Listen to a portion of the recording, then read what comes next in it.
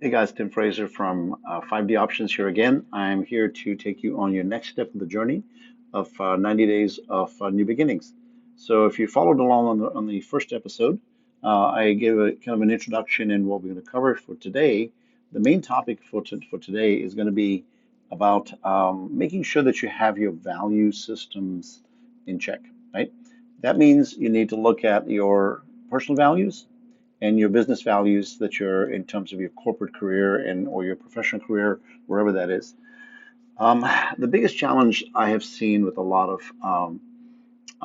people they get frustrated in their jobs or about where they're going is that their value systems may not be well defined. They're living a life with with purpose, but that purpose is really driven off of their value systems that may not be in alignment with where they're going in terms of the company they're with or the company's values. So I'm going to cover a little bit of the dynamic nature of this. I'm going to add some notes here to just to follow up, just to make sure I stay on target on my conversations. Um, so let me just give you a quick summary of how we define personal values. And typically, keep in mind, I'm going to give you a general category of values. There are absolute value systems that vary based on your age group and where you are in life in terms of what you value the most. And I'll go into details on that on more on the the direct one-on-one conversations we'll have and be more tailored around what you need and how that fits in. So I fit into the 55 to 65 age range. Okay, so I'm not necessarily the most ideal scenario because a lot of you are still aggressively moving in your careers and moving towards that. Although I'm in that range, I'm not thinking about retirement right now. Okay, people go, hey, you've quit your full-time job and you're in you're retired. Um, I don't think we should look at it that way. I'm basically working on things that are more aligned to my passion. And I hope that you can resonate with that if you're here watching this blog and you're watching this video blog on whatever distribution channels we have. It's really about being aligned with your passion, whether you're working for a corporation or you're working as an entrepreneur inside a corporation or an entrepreneur outside a corporation, if you're self-employed or not. But the value systems are age aligned. So when you get into the value system that is in, let's just say, between 45 and 65. I'll generalize a little bit. A lot of the value systems are really based on also geography. So when you look at Western world, Eastern world, Far Eastern world, there's since we work in technology, a lot of our fellow colleagues are from India, Pakistan, Middle East, those kinds of country and geographies. So I want to take into account for these geographies as well. Okay, so let me just get adjustments on my camera so I can be in a better place to talk. Okay, all right. So when you're looking at value system by age or by geography, there are some specific details that we have to account for. So I'm going to cover a little bit the high general category of values for personal values and how they align with your professional values as individualism is really a key piece of Western values. So if you look at your yourself, if you're in the Western world, um, those are sort of high. Individualism is very high on the list. This is in order ranking of how my research has shown. Okay, uh, uh, equality and justice is upholding the principles of fairness, equality, and social justice. But the individualism, I didn't cover that. The valuing the independence, autonomy, and personal freedom. Those are very high in the Western world, and certainly in that age group. Okay. The other piece is freedom, looking for embracing freedom of speech, religion, and styles and choices. Some of these fit into the business world, some further fit into the personal culture. Um, but the achievement of success is also very high, pursuing personal goals and professional growth, as well as achieving achievements and successes, very high in terms of the value systems. So looking at yourself, reflect on these. Look at where are the highest ranking elements of your values coming from, and if they're coming, and if you're in the Eastern world or Middle Eastern world versus Far Eastern world, Those, we're going to cover some of the examples of what might vary for you. Okay. Community and family is high, prioritizing strong bonds with family members and close-knit communities. Personal growth, valuing the continuous learning and continuous improvement and self-expression. I think the key thing is really having a self-expression, feeling like you've got a voice, feeling like you can actually truly make a difference and express yourself, no matter how your situation might be. Being heard. Okay, being heard is a very important thing. One thing that I found that is not necessarily in the research that was there, but I personally value that, and I want to make sure that that's up there. Being in a place where you feel safe, being in a place in a company that you feel safe, in a team that you feel safe, you're safe to be able to express yourself, be able to explore the possibilities of being not necessarily a yes man or yes woman, not necessarily just going along with the crowd. Okay, being able to be able to speak up freely and speak up in a way that can be challenging, but also be driving growth and driving new innovations. That's really a lot what Silicon Valley values very high is challenge and challenge the norm. But you've got to go work with people who you are, you feel safe. So that's to me is very high. Being, like I said, being in a place of, an honesty, integrity, holding oneself to higher ethical standards and valuing the honesty, integrity in relationships and interactions. The innovation and creativity, like I said earlier, fostering innovation, creativity, and entrepreneurial spirit. And I'll use the other word, entrepreneurial, if you have not heard that. It is working in a company as an employee, but you have the mindset of challenge and expansion and innovation. So those are the personal values in the Western Hemisphere. So I'm going to cover some of the other possibilities. So corporate values, for example, if you're working in the central, let's just say the western eastern side of the world, specifically Middle East, Pakistan, India. So it's really more around the Indian culture, and to be more specific. Okay, in India, if you're working as an Indian or you're working as somebody working with Indians, it's important to recognize Indians, Pakistanis, same, quite frankly, very similar value systems, and religion aside, and all things like that aside. Respect for hierarchy and authority, respecting hierarchical structures and authority within the organization. Collectivism, emphasizing teamwork, collaboration, collective success over individual achievement. Social responsibility, recognizing the importance of corporate social responsibility and giving back to the community. Adapting and being flexible and adaptable in changing market conditions and business environments. Sorry if I'm having to read a little bit, but I took some notes. It's important for me to cover these. Adaptability, being flexible and adaptable to changing market conditions and business environments. Family values, incorporating familiar values in organization and cultural and decision-making processes. Customer centricity, prioritizing customer satisfaction, building strong customer relationships.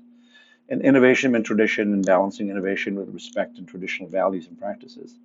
It's important to note that not all values are universally equal, and the individual organizations will have their own culture, which will drive further delineation of the value system for that geography, whether it's India or Western world or Far Eastern world. Okay, so let me cover some of the challenges that we face, and it's a language shift because corporate values are an important element to drive the company's business, and corporate values really drive how things get done. And it's important to make sure that you have a clear lens on what the corporation typically sees. And in typical corporate values in the United States, innovation and encouraging creativity, adaptability, and forward thinking and approaches. Integrity, upholding high ethical standards, honesty and transparency in business practices. Customer focus, prioritizing customer satisfaction and building a strong team relationships with clients. Teamwork and collaboration, valuing teamwork, collaboration, fostering support. Diversity and inclusion, promoting diversity, equity, and inclusion in the marketplace, in the workplace. Accountability, taking responsibility for actions and outcomes and holding yourselves responsible to each other. and being accountable to each other. Excellence, striving for excellence in all areas of business, operations, and service delivery.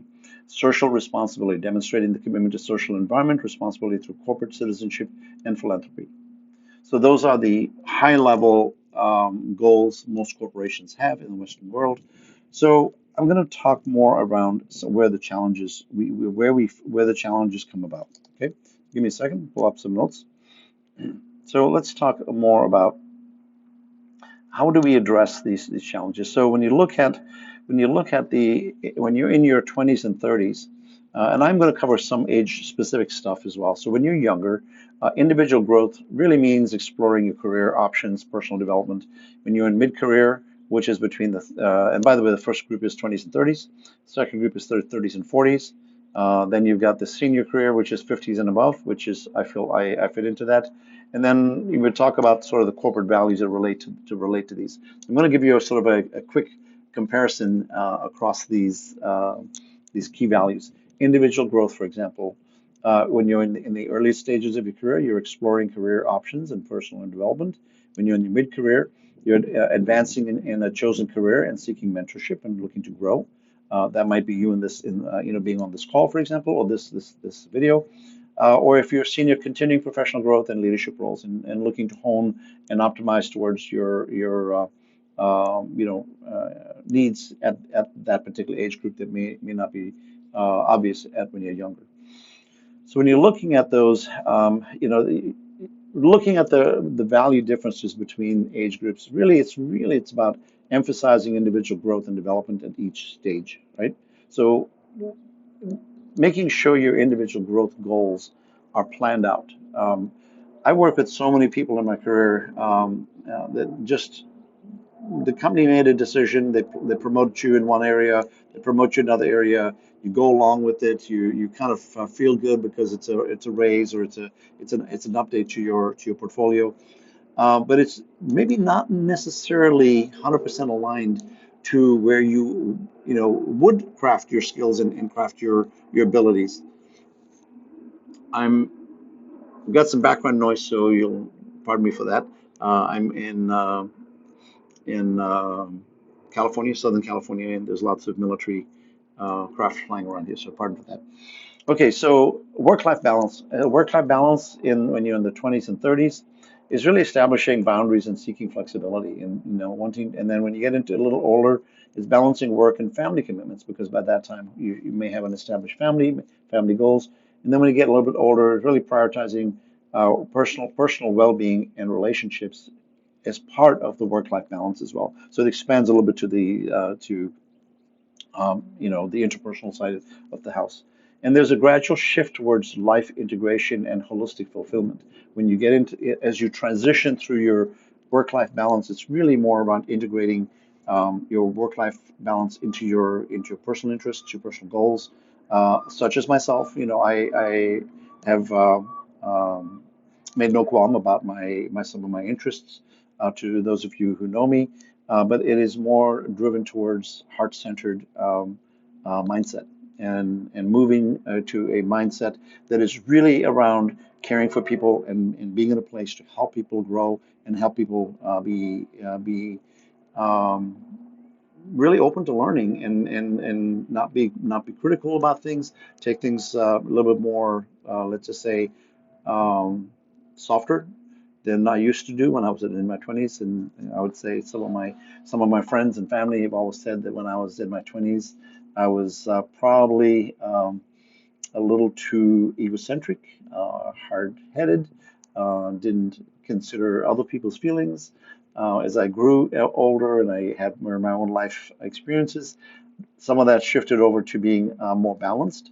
But I don't think my personal development and growth really to move to a heart-centered mindset and being a challenger, but being heart-centered about it happened until probably my early 50s in my age. So you can kind of gauge where you are if you're driven off of your personal growth and your spiritual growth, and whatever spirituality that you embrace.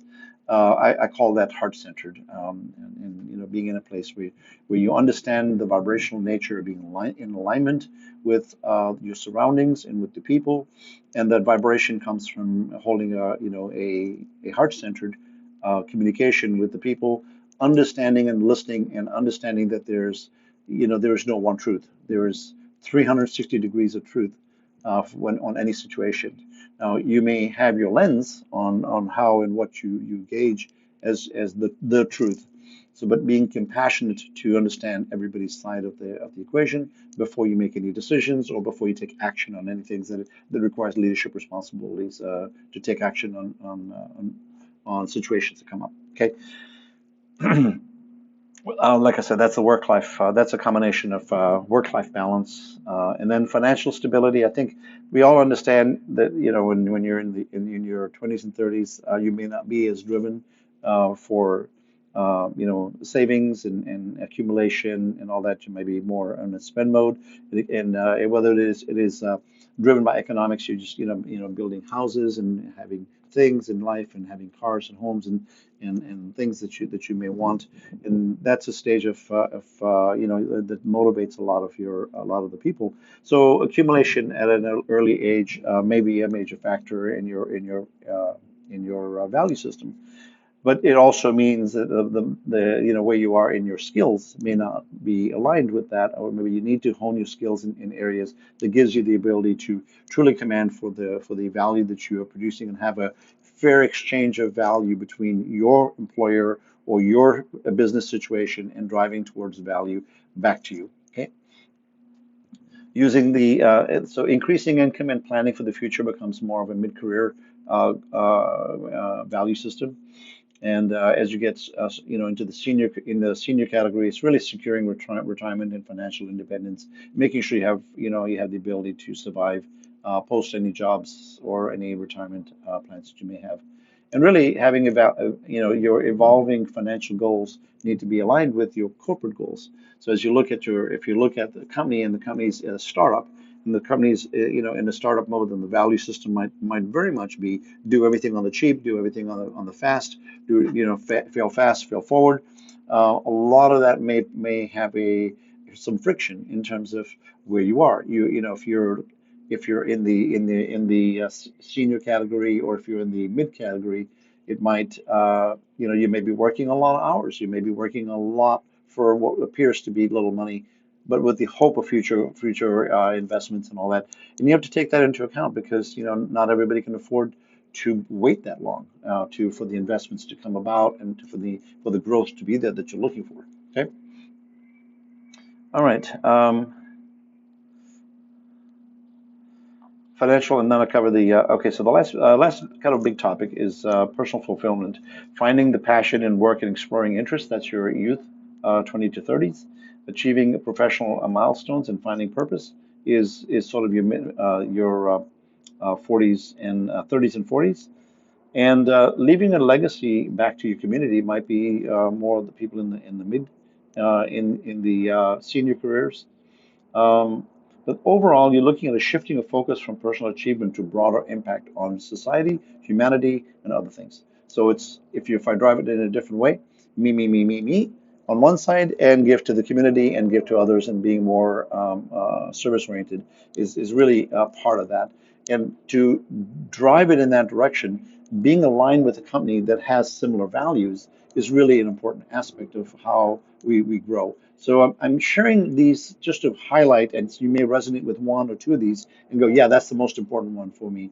But we all have different value systems, and insert yours here. Okay. Um, so when you look at the business expectations that really run skills acquisitions, team collaboration, leadership development, stakeholder management, all of your personal values that I just covered, um, you should evaluate that to see how close is it to where your company's values are. Okay, if you're vibing with your company, you're going to grow. Okay, if you're not vibing with your company, you're just going to feel like you're not heard, you're not listened to, they don't get you, and that's going to start creating the 1 degree of separation from you and your employer, or you and your current career. And if you feel excited about what you're doing and you feel like you're making a difference and the company is supporting you in this area, then it's a win-win for both employer and employee. And then this isn't, like I said, just about employer. It's really about the work that you do and you being aligned to that, right? And that's where the passion comes from.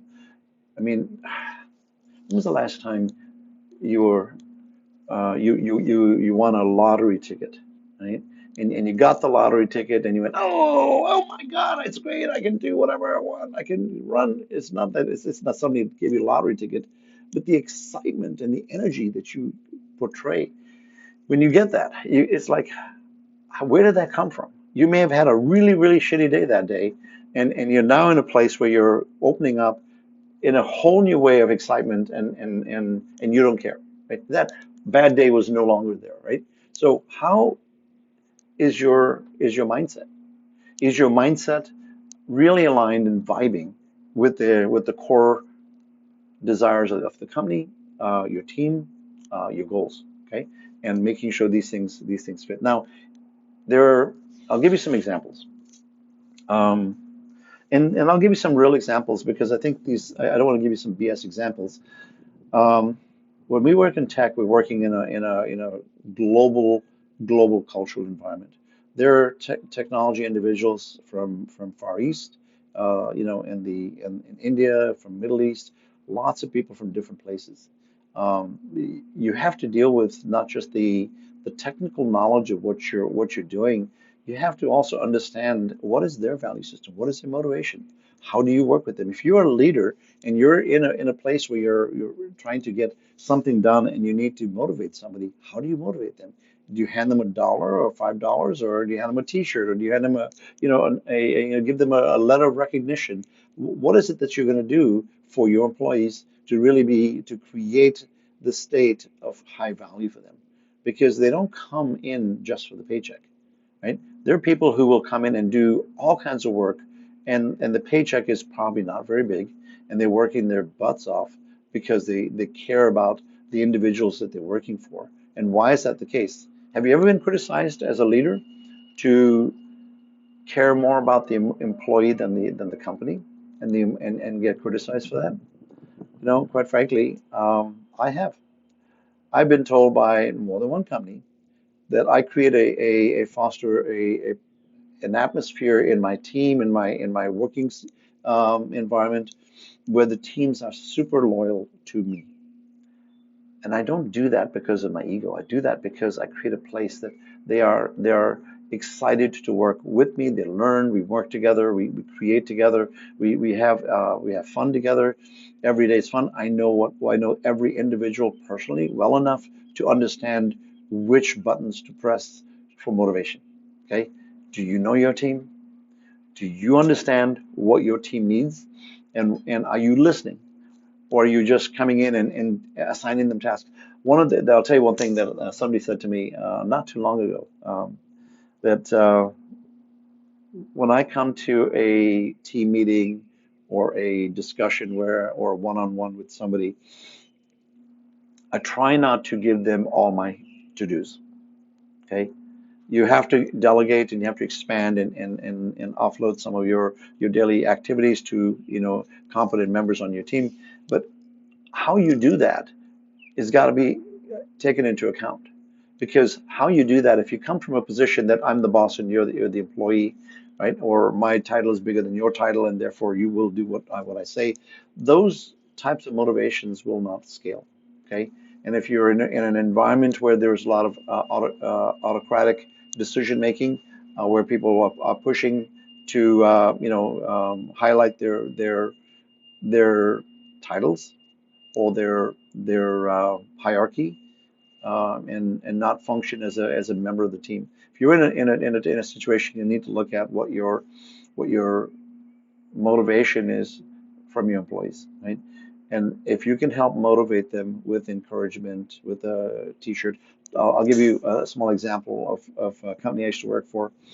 We were building the very first um, online banking system in the world, and my company was responsible for taking the first bank online, and we did pretty much all the big banks in the world. and went online. When we did that, we were working nights and days. At one time, not only myself, my team was working close to 104 hours a week, which means they're only getting about 6 hours of sleep in a week.